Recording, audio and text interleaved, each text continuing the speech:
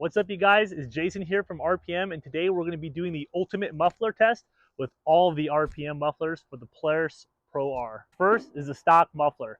It's got a 3-inch inlet, but only a 2.5-inch outlet. So what we've done is taken the stock tip, which is 2.5 inches. Remember, it's 3 inches coming in, 3-inch header, 3-inch inlet, 2.5-inch exit. Obviously, that's the bottleneck for this muffler. So what we've done is built the 3-inch tip that replicates the OEM one. I think that's what makes us stand out from everybody else who's building mufflers for these machines, is that our tip. The rear fascia is built for a triangulated tip. So guys are putting like car tips in there or whatever they can fit in the hole. You know, it's just we wanted to spend enough time on the tip so that it was perfect. So that's what we did. After we built the first tip, we're like, how dope would it be if we had a blued tip? So that's what we did. It's called our burnt blue or blued tip. And then we were like, well, hey, that's not for everyone. So we got the black tip. So as you can see here, you've got 3 options.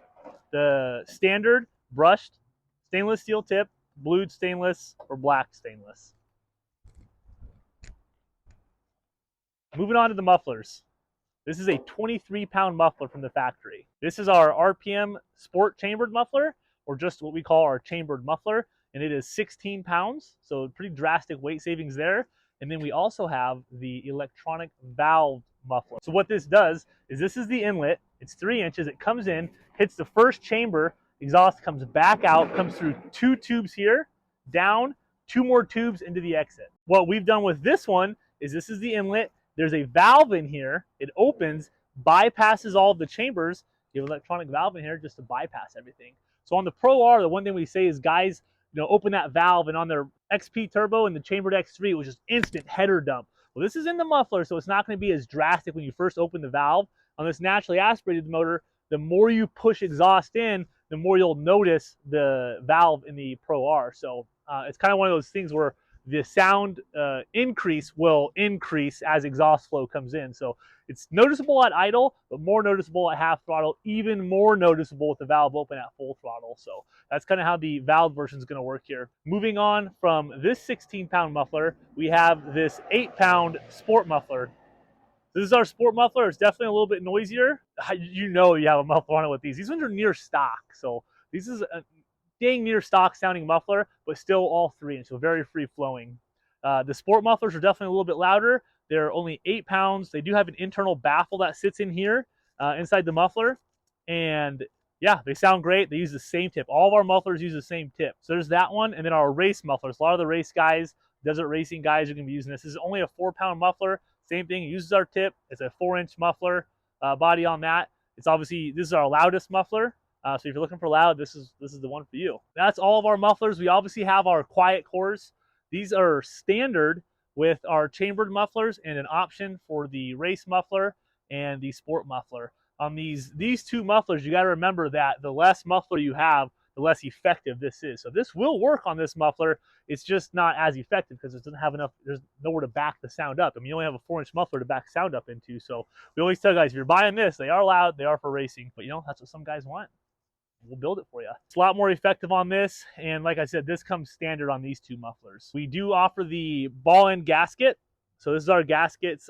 Same thing, direct OEM replacement, meaning that there's one size is larger than the other, and that's kind of what makes the Pro R gasket unique. So if you're replacing your muffler, we strongly encourage you to replace your gasket. This video isn't about the header, but we're going to show it to you anyways. There's a lot of tests and dyno guys out there who've already ran this. This is probably arguably the best performing head pipe for the Pro Rs out there. All the pipes are just slightly increased in size. We moved the 2-to-1, got the 3-inch side longer. These make a ton of peak horsepower. It's a CVT, so I mean, you're always going to be up in the higher RPM. So we knew that when we were building this header. Guys are like, oh, well, it doesn't perform well at 2,000 RPMs. We don't care what the muffler is doing at idle. We want to know when you're at the pedal down, we wanted a good performing header. So that header, it definitely did well. So dual O2 bungs. If you're using this header, you can run it on the stock muffler. You can run it on any muffler that uses the stock header, and that pretty much means that ours is a direct factory replacement. It really fit just about anyone's muffler. Our header will. Along with ours, it does use the factory heat shield also. And if you're buying this, we obviously highly recommend that you buy a replacement gasket. The factory gasket will not come off. You will not be able to reuse it. So we do sell by itself the gasket. So that's an option in checkout.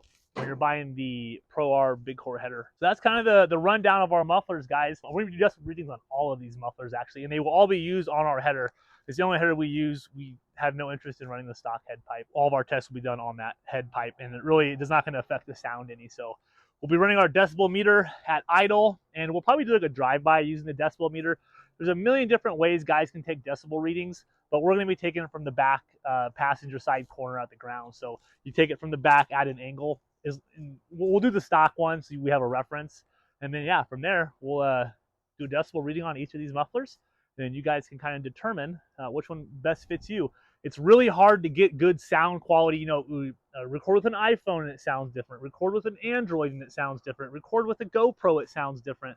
So we'll be doing all of our recording on an iPhone just because I think it does give the best sound quality, and we wanted to use just one device for this video. We wanted a nice, equal, good baseline for all of our sound. So let's get to it. We got 78 decibels at idle, same exact spot. There's your stock muffler.